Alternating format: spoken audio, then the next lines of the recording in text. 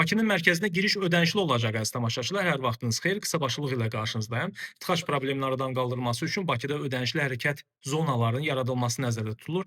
Dünya təcrübəsində bu model mövcuddur və adətən tıxac vergisi adlanır. Tıxac vergisi iri şəhərlərin mərkəzi və ya sıx hərəkətli hissələrinə avtomobillə girişə görə tətbiq olunan ödənişdir. Kaspi qəzeti bununla bağlı geniş material hazırlayıb qeyd olunur ki, gün ərzində ətraf ərazilərdən Bakıya 300 mindən çox avtomobil daxil olur.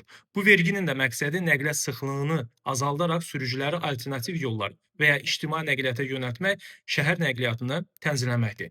Dünyada bununla bağlı analoji nümunələr mövcuddur. London, Stokholm və Sinqapur şəhərlərində belə sistem var.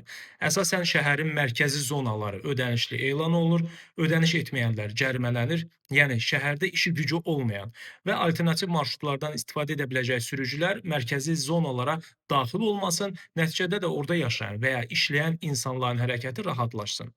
Ödəniş məbləği hələ dəqiqləşməyib, çünki monitorinq aparılmalı, sosial və iqtisadi təsirlər qiymətləndirilməlidir. Amma bəzi ekspertlər giriş haqqının təxminən 5 manat civarında ola biləcəyini düşünürlər.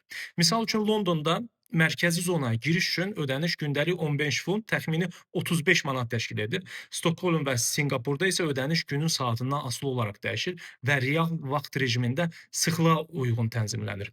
Belə bir sistemin tətbiqi şəhər nəqliyyatını tənzimləməkdən əlavə həm də havaya atılan tullantıları azaltmaqla hava çirklənməsinin qarşısını almaq məqsədi də daşıyır.